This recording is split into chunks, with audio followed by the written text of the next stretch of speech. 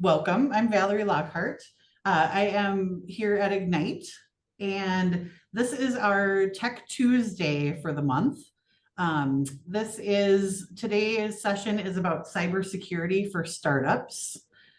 And I have with us Brian Johnson, who is the founder of 7 Minute Security. They're an information security consultancy based out of Minneapolis, right? Correct. Yep. Okay.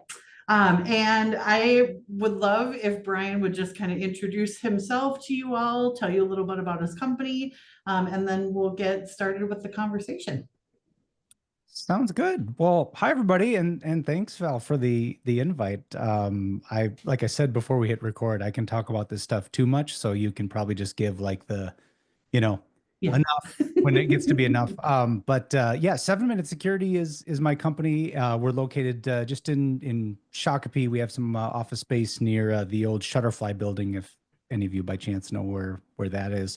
Yeah, we focus on security assessments. So we'll come into a company and kind of assess their security program and make some recommendations to make it better. Our biggest area of focus is ethical hacking. So people, pay us to act like bad guys and call their employees and try to talk them out of passwords and credit card data and patient information and all that kind of stuff. So Nice. that's a blast. And then our other big, passion that I think is shared with the group here is training. We train people to do some of the hacking stuff we do so they can better defend their own networks, and also do a lot of like showing up at company lunch and learns and sitting down with employees and helping them understand how they can be more secure people. So not just more secure with what they do in their day-to-day work, but more secure computing habits when they go home too and are having family time and that kind of stuff. So yeah, and when I'm not doing security stuff, you'll find me trying to be a wannabe musician. And also my favorite activity in the world, but I don't get to do enough because it's super expensive, is have you ever gone to iFly, the indoor skydiving Oh yeah. I thing? haven't done it, but I've heard it's awesome. If I could win the lottery and then just probably spend my days there, that would be it. There's just something about, blowing around in a windy tunnel that just puts my mind in like a happy place. And but it's also stupid expensive. So I have to kind of Limit yourself. Yeah, a little bit. Okay, I have to ask what musicianship do you practice? Well, I sing and play acoustic guitar, but it's Okay. just sort of funny because I'm right now trying to like reach out to places and go play at like wine bar or coffee bar kind of places. Yeah. I'm finding it's just like a tough market unless you're like a really competitive musician, which I'm not. I just kind of want to do it for fun. And a Yeah. lot of places are either like, sorry, nobody's heard of you, or, oh, we're all full for 2025 and half of 2026. Maybe in 2 years Maybe put me we'll have down. some room. Yeah, put me down for 28. So it's weird when you're like me, you just want to do it for fun. A lot of places are like, how many butts can you put in seats? And Right. will you pay for no? Let's hear your demo. Let's hear your professional demo, which I don't have. So that's why I call myself a wannabe. I mean, I think I'm pretty decent, but I just cannot seem to find a place to play. So Well, hopefully, yeah, hopefully if anybody here is connected, we'll get you hooked up. Yeah, there we go. Awesome. Well, let's talk about cybersecurity. So first, the thing I wanted to start with was why should startups prioritize cybersecurity from the get-go? Like, even if they don't think their industry is a target or that their company is big enough, like, why should they care? That's such a great question, and something it's not as hard of a conversation these days, but I do run into it quite a bit where I'll talk to a customer and that's exactly what they'll say is they'll be like, I'm a small business, widget manufacturer in the boondocks of Minnesota. I don't understand why any of this, applies to me or why I should care about this. And then they bring up that second point you just said is we don't store credit cards. We don't see patients. We don't have anything that's sensitive. We just make our widgets and we, put them to market or whatever. But usually like when we sit down and have a deeper conversation with them, we do finally get to the crown jewels of the organization where they talk about, oh, well, if our intellectual property for these widgets, if that ever got, stolen or encrypted where we couldn't read it, right? Well, now suddenly I care. Or if I wake up tomorrow and it's on the news where a hacker says, I hacked widgetincorporated.com. Here's all their data. Here's their clients and here's their specialized schematic plans to make the widgets. Well, then suddenly they do care, Then right? you're going to So care. Yeah. then they are going to care. So I think that's even if you don't feel like you're a target, there's still a lot of prep work, a lot of things to consider in the security world. And if you have, anything out on the internet, whether that be just your LinkedIn profile or some website or whatever, it may be a target even accidentally. Like there are people and scripts and little AI bots that all they do is just troll the internet looking for weaknesses, looking for sensitive information. They scrape it, they attack it, and you may find yourself essentially the victim of like a drive-by attack on your website or your thing, even though nobody was intentionally going after you, nobody was upset with you, nobody was targeting your whatever it is that you do. But you can find yourself, yeah, in hot water just for having a presence on the internet. So it's something we all have to take. I feel we have to take seriously, no matter what we do for our work. That makes a lot of sense. What are some of the common misconceptions that like early stage founders have about cybersecurity? The questions or the comments we get quite a bit is like, well, this is something I kind of need to be like ready for at a certain period of time, right? So I got to we got a lot to work out with the business and the paperwork and the website up and all that kind of stuff. And when we're up and operational and Then, making profit and that kind of thing, right? Then we'll come in later and we'll worry about securing things. That's probably the biggest one is they feel like it's something they need to be, I don't know, they have to have a certain head count or they have to be around for a certain number of years or I don't know, sort of feel ready. But where that's a really dangerous place to be is, when I mean, hopefully this never happens to you, but if you do get, your somebody's business email account gets compromised or somebody ransomwares or locks, crypts all your data, locks it up and holds it for ransom, you'll unfortunately really wish that from the beginning of your company you had done thought of that. something in the way of Yeah. starting even just a kindergarten level security program. You're going to wish you would have done that first. So that I think is probably the biggest misconception is like there'll be this moment of clarity. There'll be a time where security is a priority, but it really should be from day one. Yeah, yeah. I would imagine too that like budget is usually some excuse of why they can't or don't want to think about that. But if you had, like let's just say they have a very small budget. What's Yeah. something that even if they had a grand to spend on Sure. cybersecurity, how would you help them prioritize that budget? Yeah, and this is where I think I feel not directly responsible, but I feel like the security industry kind of does all of us on this call a bit of a disservice because they're very much like, we want to sell you the flashy, cool stuff. We want you to buy this software that has a cool name and a sweet logo, and or we want you to buy this piece of hardware, and you just put that on your network, and that's going to stop all the bad things. But it is $150,000, and I think that is part of the reason again that smaller companies feel like, well, I can't afford that right now, so I guess I'll just be limping along with insecurity until I get some revenue, right? But if I had just $1,000 to spend and I was starting up a company and I wanted to, get off on the right secure foot, like a really easy win is for, if you've got a Microsoft tenancy or Azure tenancy where you've got everybody's email accounts and you're sharing out some files through SharePoint and that kind of stuff. I would just make it absolutely mandatory, and this would be free, so this wouldn't even put a dent in the $1,000. But turning on that multi-factor authentication for people, so that when you log in with your username and password, you also get pushed a text message or a little, app pops up and asks you to punch in a code. That in of itself, there's a quote from Microsoft. It says something like, just that step alone makes your account, I think, 99% less likely to get hacked.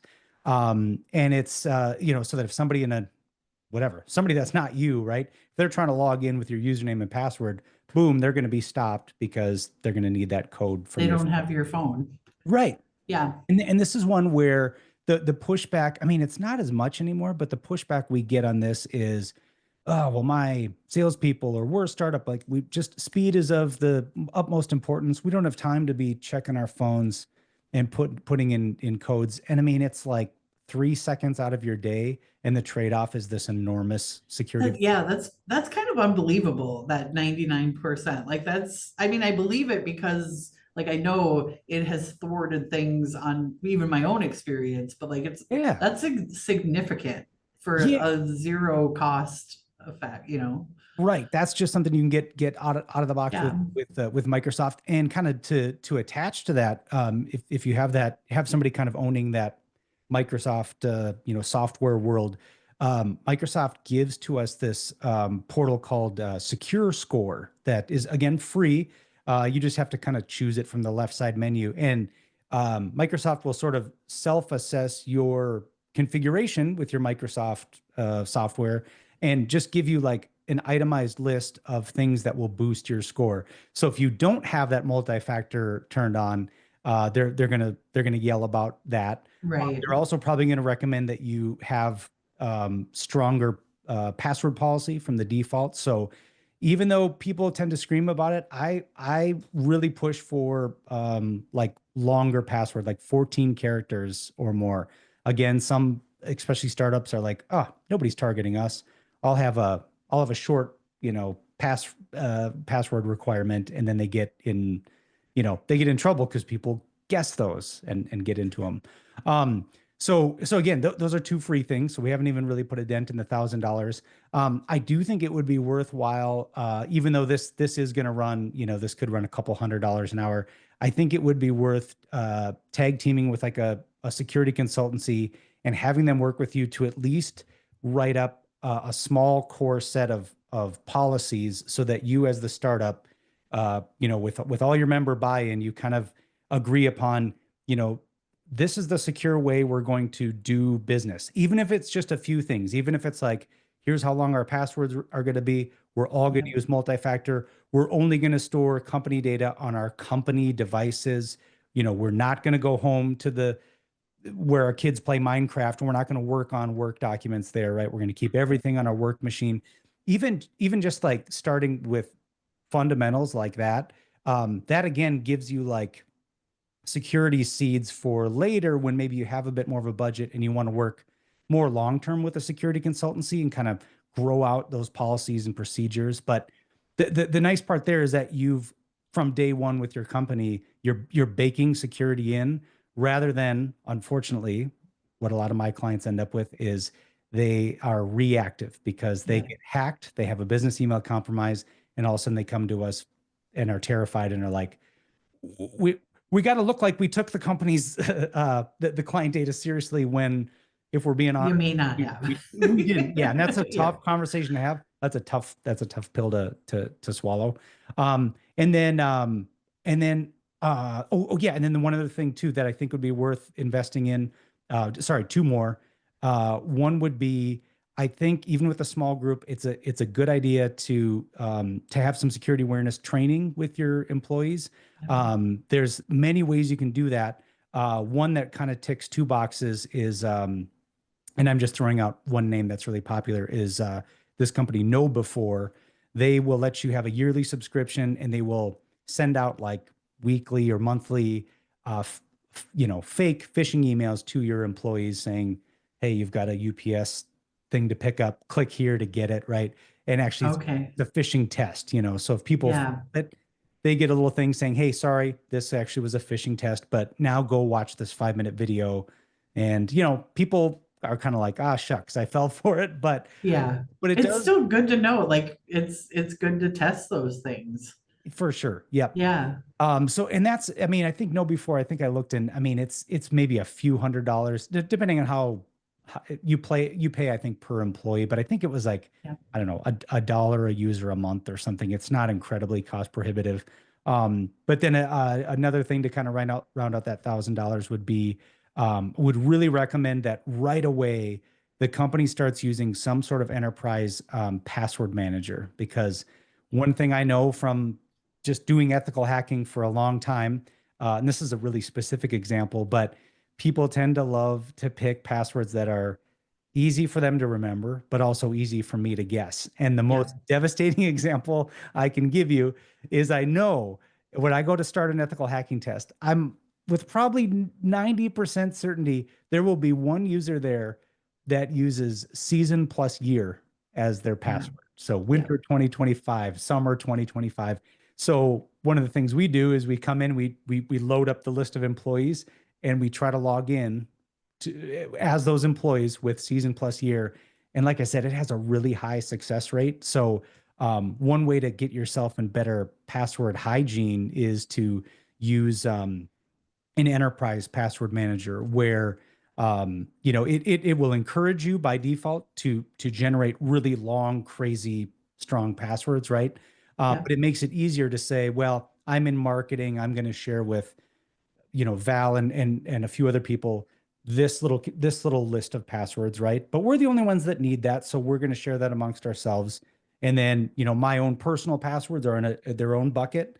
And then if I want to, like what I have right now is with my family, there's a separate bucket that's shared just with them. So that's Yeah. like the Wi-Fi password, that's how to get in and pay the Comcast bill, that kind of Yeah. stuff. But it just makes it really helpful to have all those kind of eggs in that basket, especially if someone leaves the organization. It's very easy to go, oh, let's run a report. Oh, Val had access to the following accounts. Okay, we now need to go in. We've got to rotate those passwords because Val knows Yeah. them. And even if Yeah. Val's a great person, we have to do our due diligence and not have, if Val left and is angry, Yep. Val might want to turn right around when she gets home and Sabotage. sabotage the plan. Yeah. Right. Yeah. How have you been like spying on me? No, I'm just kidding. I wish that's the thing is I wish I could say I hadn't seen so many examples of that where, I believe it. I especially a believe lot it. of layoffs happening these days and people are Yeah. home and they take to social media, they are not happy. So Yeah.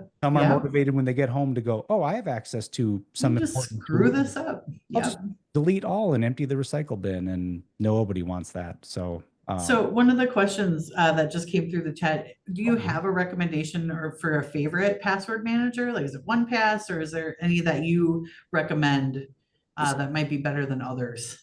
Yeah, so if you go out searching for them, a couple of the leaders that'll pop to the top would be LastPass and OnePassword.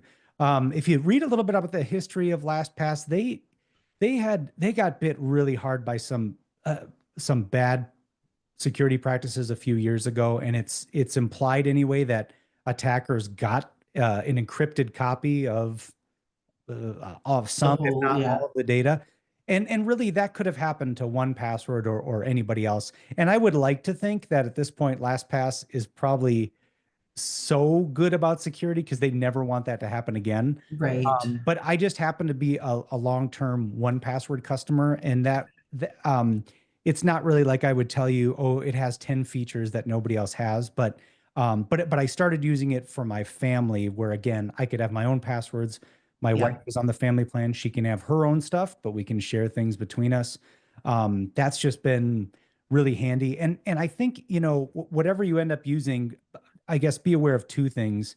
Number one, if you go looking on one of your app stores for password managers, you're going to find like a bajillion of them, and yeah. many are known to be kind of a general term they use is info stealers, where it's actually a malicious app. It's waiting for you to type in stuff, and it's capturing those keys and sending it to God knows where. So I would definitely say Make sure they're trustworthy. yeah, right, right. Yeah, Look at like a yeah, Gardner report or something so you kind of know who the major players are.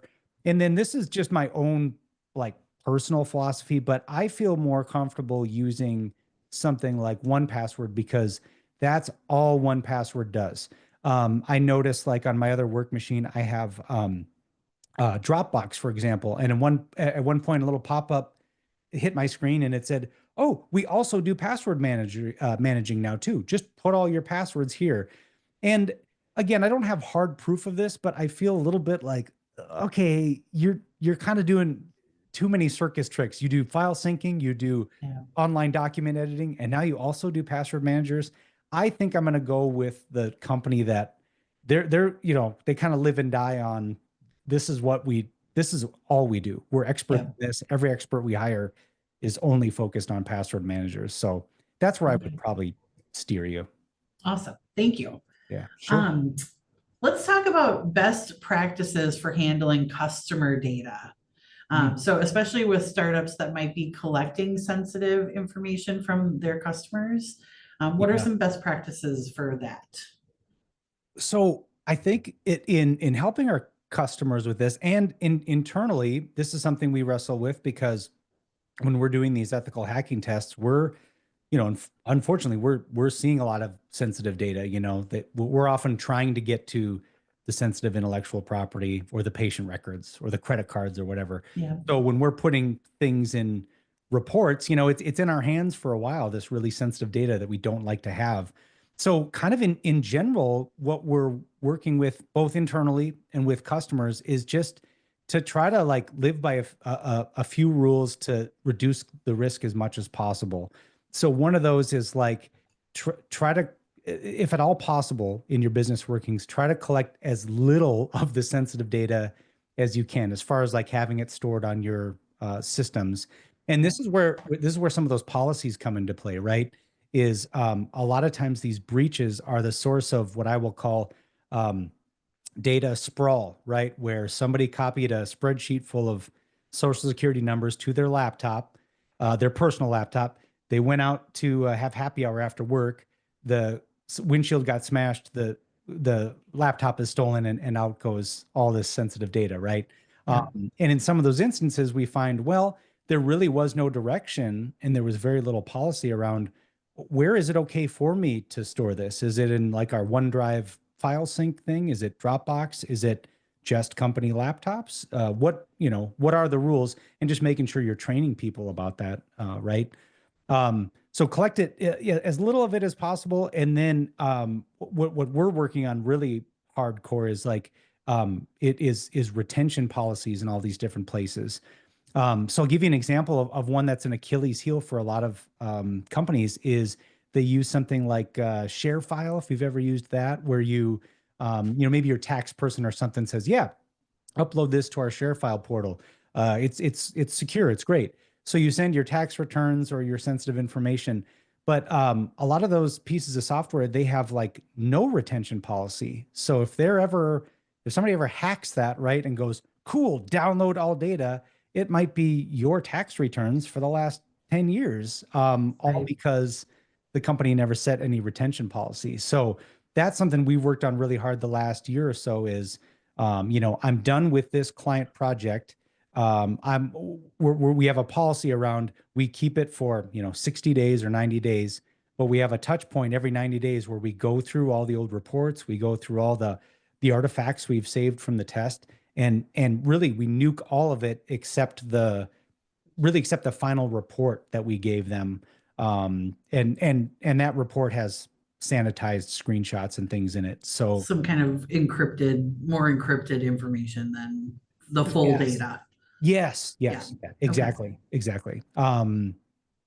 Yeah. So I think I think that's a good way to again keep as little of it as possible on as few devices as possible for as short a time as possible. And outside of that, there's lots of like it's more nuanced to figure out. But those are just a couple big ones that I just think startups are kind of, they're sort of in vacuum mode, right? They're getting their business going, but they're holding on to everything indefinitely. And then finally 2 years later, they go, why are we keeping all this? We don't need Yeah. to do this. Yeah. Along those same lines, can you talk a little bit about working from public places, like if they're working from coffee shops or even like a co-working place, like what are some best practices around that type of on the run working that a Yeah. lot of our entrepreneurs do?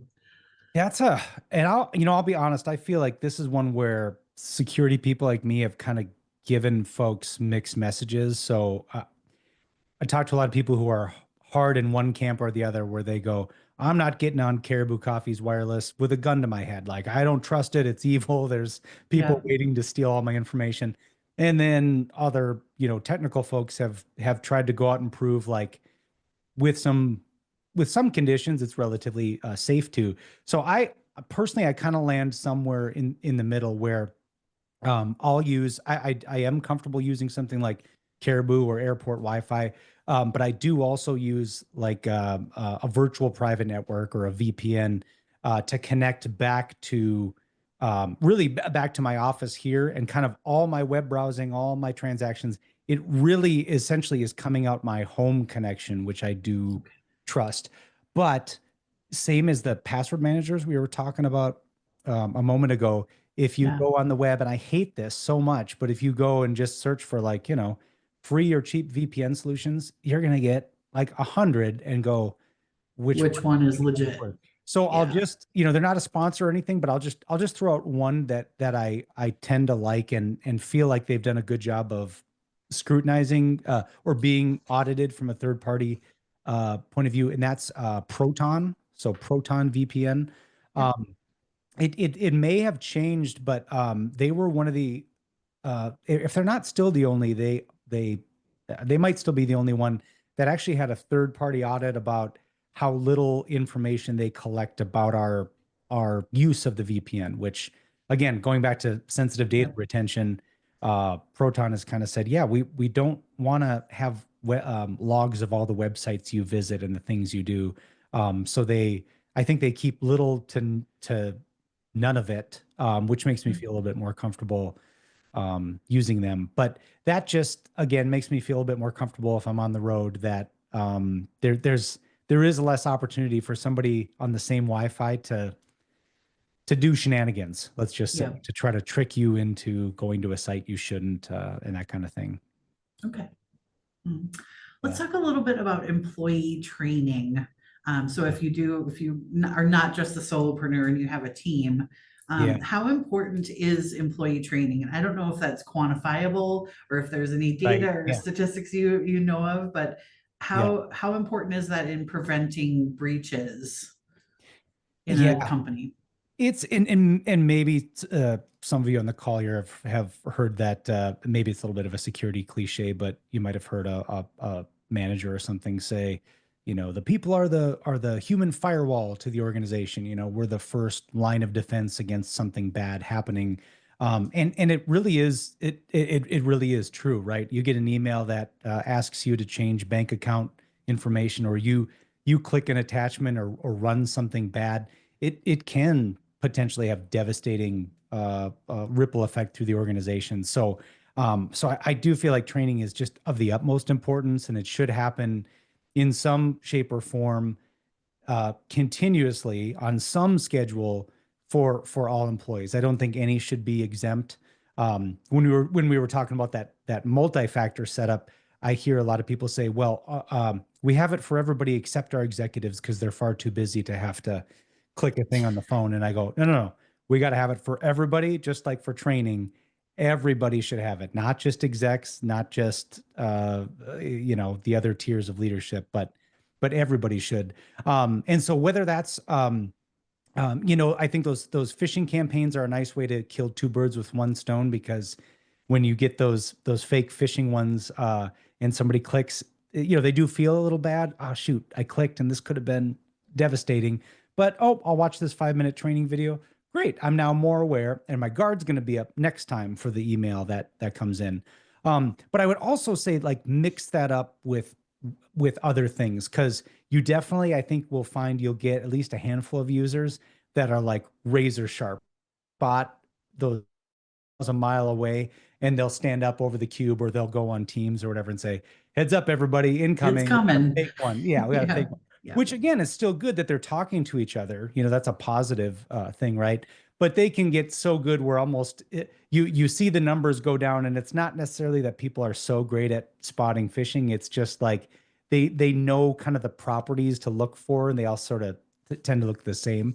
So I think mixing it up with like having, someone come in and do yeah, like a lunch and learn thing, a face-to-face thing, and talk about not just phishing, because phishing is like one threat, but there's so much to consider, right? So someone who can come in and talk about other things to be aware of, that helps, get everybody's brain engaged.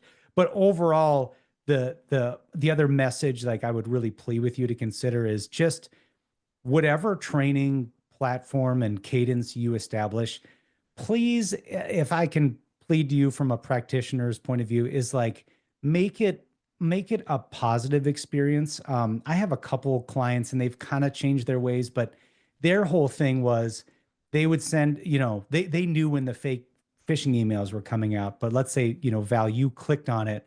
Well, then I would put up in the A office wall team of wall, shame or something. I'd put up a wall of shame. Yeah, Yeah.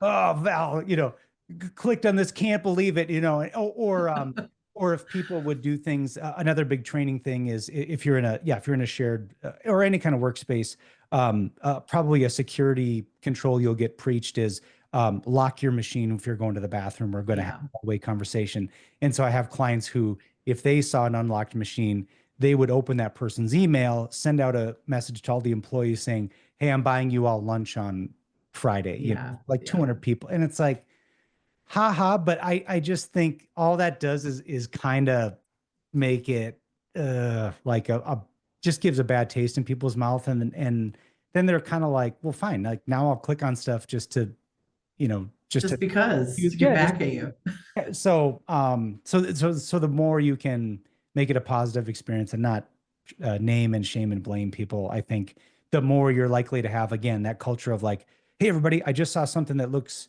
fishy. It's not from our actual customer. It's a similar domain, but it's spelled different. Don't click this. That's great. Like you want those wall watchers who are just quickly Yeah. sharing the information out, but you don't want this adversarial relationship where people start to hate security, because then, you know, Yeah. Then almost they're oh, gonna rebel against it. almost spite click things. I've seen that Yeah. go, oh my Lord, Yeah. how did we get here? So you touched a little bit on the Microsoft multi-factor and like the Microsoft checker, security checker. One question came up, does Google Drive or Gmail have any of that? Or how safe are those like shared app? Everybody's collaborating on documents. How safe are the like the Google Drive Oh, right. Yes. And I'm not as familiar on the Google side. I certainly have a personal or like SharePoint for Microsoft? oh, right. Yeah, yeah. Those, so I think they all kind of have the same security challenges. I mean, on the Google side of things, same rules apply. Please put multi-factor on for everybody. I don't know on the well, I do know on the individual uh side of your Google account, there is a security checkup wizard you can go through, and that will highlight things like, hey, not everybody's using multi-factor, or Okay. but then when it gets to the whole document collaboration piece, this is another. I'm glad you brought this up, because this is another little bit of an Achilles heel I've seen, where people are, oh, I've got to share this this folder of files, or this zip file of information. I got to share this outside the organization, so I'm going to make this share out to the world link, and they make that link and they leave it to never expire, and then it's sitting in somebody's inbox for perpetually ever, right? And Yeah. then sometimes they're working inside that shared folder, and the contents change, and all of a sudden now there's very sensitive information in there. Well, you've got this link that's out there to the outside world That's still active. that Yeah. anybody with any active account can still get to. So there gets to be like shared link sprawl. So Okay. the sort of bad news on that is, and this is a question we get a lot, is both on the Microsoft side and the Google side, I don't have like a good, hey, just click this button and you can quickly see all the stuff people have shared. Yeah. Some third party software that can help with that. But again, this kind of goes back to doing security from the beginning. And if you've trained people and have some policies on, listen, this is how we share stuff outside the organization. We do it in Google Drive, but you got to make sure it's only the folder that they should see. You need to set an expiration date of 7 days or something, so that Yeah. those links are constantly sort of self-destructing, so that should a bad actor grab that link 2 weeks from now, oh, it just goes to It's dead end. nothing. Yeah. Yeah. Yeah. Would you suggest that startups kind of adopt those same, or let me back up. What are some of the other things that you would do if a startup is having to share information with like third-party contractors or developers that they're working with? Are there other best practices for protecting the data that you're sharing out of your organization? Yeah, yeah. You know, this is probably a more specific example, but it's timely because we just had a couple of long conversations with clients about this exact thing, in that they were talking about how, you know, when we share these OneDrive links or these Google links, right? We often draft up an email and we say, "Here's the link," right? So we send it out, and that's leaving sensitive data in a couple of important places. It's sitting in our sent items, right? And Yeah. then it could be perpetually forever there. And then on the receiver's end, it could be sitting in their inbox or in an archive folder forever. So if either one of you suffers from a business email compromise and somebody's in there rooting around like a raccoon in your inbox, they can find, I mean, right, all sorts of intellectual property, salary data, I mean, credit cards, all that kind of stuff. Yeah. So what we're working towards to sort of eat our own dog food, and I can punch this in the chat too, but we're trying to change that a little bit, so we're not using OneDrive links and Google links, but we're using these sort of one-time links. So I'll put, in fact, I'll just drop it in the chat just so you can check it out. There is this, it's both a free and uh, a self-hosted program. So what I mean by that is you can pay this company to host this for you, or you can stand up a website that has this. Okay. And it's called Password Pusher, and I'm going to put the link in the chat. Um, and what that does is that lets you send secure text, secure links, even files. And if you go to that website, you can see that you can play with like little knobs and sliders to make the message self-destruct, Nice. either after it's clicked a certain amount of times or a certain amount of days or whatever comes first. So you upload whatever you want. You say, you know, generate a link, and it says, okay, here's the link to send to your customer or your partner. You send that, and then the nice part is when they receive it, there will be a link to whatever you sent, and then a big red button that says essentially self-destruct, and then it Okay. deletes it off of the server entirely. So by doing that, you've kind of taken the fangs or the risk out of sending those share links, right? Yeah. They're only good for a certain window of time, and then you know they just blow up. And then just one more note on that: what we also do, if you go to that website, you'll see that when you send a sensitive file, there's an option there to also password protect it. So the practice we're encouraging clients to do, and we're eating our own dog food on, is, you know, Val, if I had to send something sensitive to you, you would get a link from Password Pusher, but then I would text you the password. So now Yep. that password isn't sitting in your inbox, it's Totally different personal. channel. Yeah. So then Yep. tomorrow, if your inbox gets hacked and they're like, oh, good, links from 7 Minute Security, I'm going to get something sensitive. No, you're clicking that. It's prompted for a password. And ideally, they didn't also hack your phone. Right. You don't have, That would be bad luck that you don't day. have the password. Yeah. Yeah. So that one is just there's other services like it, but I really like that one because again they offer it as a commercial service, but it's open source, meaning if you Right. have the Yeah. chops to audit code and feel comfortable with it, or customize it and make it your own. I love when you get to see how the sausage is made, right? Like that Yeah. makes me more Yeah. comfortable using something like this. So that's how we've been sending reports the last few weeks, and customers are like, yeah, I love this because it's easy to get a link and then, oh, there's the code on my phone. Great. Neither of us are worried about leaving, juicy bits of data in our inbox. Yeah. I love that. Thank you for sharing that. I will make sure Sure. that it gets out to people after the fact too. The last question I had for you was more about like how do we show as entrepreneurs or startups, how do we demonstrate that we have good cybersecurity hygiene to our investors or customers, especially when we're not that big yet, but we want to show that we're giving it thought and that we're putting these things into Yeah. place? What's the best way to communicate that? That's yeah, that's a great question. And I'll just start just by talking about us only because I'm trying to be better positioned as a business owner to show to customers that we're practicing what we preach. So we're going to have, even though we're a security consultancy and we give assessments, we're going to have a third party come in and assess us and give us, kind of a roadmap and things to fix. And then coming out of those deliverables will be a public facing document that I could share, with prospects who want to work with us. That kind of shows, yeah, hey, here's how they, here's how they scored, here's how they fared. That's a likely an expensive endeavor. You're probably looking at several thousand to have something like that done. But in the meantime, and this kind of goes back to a theme I think we've touched on in this talk, is if you've got security some core set of security policies.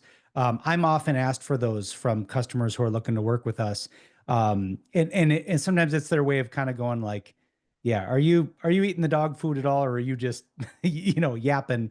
And we can turn around and say, yeah, here's what our acceptable use policy looks like. Here's a document that explains how we handle your data. So going back to your question, Val, about handling sensitive data, it means a lot to me confidence wise when a partner writes back and I can see they've got this very detailed document that says, we store it here in Microsoft servers. Those servers are only residing in the US. We handle this during the duration of our work with you. And then it's, deleted from all existence after 30 days, right?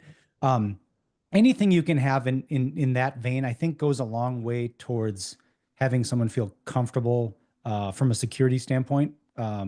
working with you. So I think kind of, maybe top tier would be you've had some sort of third party risk assessment. You've got a pretty customer facing report and you just reply, or you send that to your prospect, your Investors or customer, whoever. and that Yeah. would kind of answer more than they would ever need to know. And then I think, as you kind of work down maybe the ladder a little bit, being able to present, hey, this is our core policy set. You can have a look at that, see how we handle things here. And also as a footnote, here's what we do to train our users. I think that's a big one to show. Like we do phishing things, we do social engineering once a year. We do a yearly, whatever, lunch and learn. We send them out regular email blasts about breaches. So they're kind of aware of what are bad guys and gals doing to get into our companies so that they can be more resilient as an employee. I think all that stuff goes a long way, no matter how little or lot you have to show in that department. You just, I think, don't want to be like having nothing to show, right? When they're like, Right. talk about your security policies and posture, and you just kind of go, well, security is very important to us. Like you We're hear on, safe. yeah, like Yeah. you hear on every press release for every company that's ever been breached, right? Is that the first thing the CEO says is, we want to let you know that we take this very seriously. Right. And then you learn about their really poor security practices, and you go, yeah, did you though? Did you though? You might be now. You might be now, yeah. And Right. and really, like I do kind of kid about that, but that is honestly, that's like the main thought that sort of keeps me up at night a little bit is I do want to be at a place where should somebody get into all my systems and they've got all my current customer reports and I don't know all my documents, right? I want to be able to have a narrative that is like, okay, yep, you know what, they got in, but look at all these things that I was trying to do. I was doing what was in policy. I Yeah. kept I purged the data after X days. I guess I want to be able to show and really believe that I'm sorry I screwed up, but I do take your security seriously, Yep. because Here's what we were doing, and here's how much worse it could have been if we yes, hadn't have been doing this. exactly. Yeah. Yeah. But I mean, that's, and I don't want to be ever the fear, uncertainty, doubt person, but I think we all do need to think about that it's not just enough. Like several years ago, it used to kind of be enough to have, you'd have a security breach, you'd have your cybersecurity insurance, And then you could kind of put out a general statement that's just like, whoopsie daisy, just, you know, reset your password and, you know, keep We'll doing try better. we'll definitely try to do better. Yeah. Now, I mean, I think we're just seeing a lot more like scrutiny where customers are demanding that like on your website. And I think some of my most favorite companies that have been hacked do this where they actually, I mean, they post basically a forensic outline. It's not always flattering. Yeah. But I tell you, even when I read through it and I go, oh, they didn't have like the big Change Healthcare breach from last year, right? Was from a system that what was out on the internet. It didn't have two-factor, and somebody had a bad password, and someone was able to Yeah. get in and get millions of healthcare records, right? Like that's an awful story. But when I read through these incident response kind of post-mortems, even when I see a big mistake like that, if it's like, oh, they didn't do this thing that really everybody should do, the fact that they just like took the hit Put it out and there. just said, yeah, here's what we're doing now. I do. I mean, I totally forgive him because I go, that could have been any of your competitors. And then the competitors love to throw eggs when it Right. happens to one of them, right? But it just Yeah. makes me so angry because it's like that so could have been you. You know that if we got past your perimeter, we know you have some squishy parts of your network that we Yes. could have gotten to too. So, Yeah. but again, the more we can bake in security from day one and work towards showing our partners, our customers that we take their security seriously and then actually mean it and go to sleep comfortably, right? Knowing Yeah. that we're doing everything we can. That's about all you can do. You're never going to be perfect. Maybe that's something I should have said in one of the other questions is don't ever feel like, oh, well, we're going to be hack proof because they're just, Yeah. sadly, there's no such thing. I think it's an impossible feat. I mean, good to aim towards, right? But Sure. Yeah. not gonna I have, you're right. Kind of like our getting hallucinations out of AI conversation we had. Oh, right. Probably never gonna happen. Yeah. Yeah. That's it. Yep. So, That's it. in our last few minutes here, I just want to open it up to everybody that's here. And if there are other questions for Brian or other comments that you want to talk about, I just go ahead and unmute or throw it in the chat. We have, just a few minutes left, but I want to pick your brain more. And I just wanted to say I saw Randy's comment about we used to change people's backgrounds. I assume that's from the conversation about When they would leave their when they leave their computers computer unlocked. open. Yes, yes. And again, it might be one of those things if it's a like all in good fun and everybody's, in on the joke, that's great. But usually what I see is a manager who really thinks they're hilarious. And we have Yeah. people whose feelings are legitimately hurt and they're like, oh, son of a, I clicked that again. Like they feel Yeah. bad about themselves as a person. And it's like, well, nobody should feel that way, period. But definitely not for doing their work when they're working for the company, trying to generate revenue for the company. So, Right. Right. Okay. Oh, Randy says it was all in good fun. Okay. Good stuff. All right. Well, if there's no other questions, I just want to thank you a whole lot, Brian, for giving us your time today and sharing your expertise with us. I took some notes because you had some good stuff to share. So I really appreciate it. Awesome. Well, thanks for the opportunity. Thanks everybody. Yeah. And I mean, if, yeah, well, you have my contact information. If something Yeah. comes up or somebody's got a question, this is really fun to talk about this stuff. And I'm so glad that you're thinking about this now. Cause again, most of my conversations are, well, we're 10 years in and we have Right. nothing for security. And it's like, oh boy, this is giving me ulcers. So Recipe for disaster. totally. Yeah. So great to All be talking right. about it up front. Awesome. Well, I will make sure that when we share the recording out with everybody, we'll also send your information about your company so they Great. can get in touch with you if they need more. But Sounds thank you, everybody, for coming. Thanks, everybody. Appreciate it. Good. Have a Yeah. good night. Take care. Bye.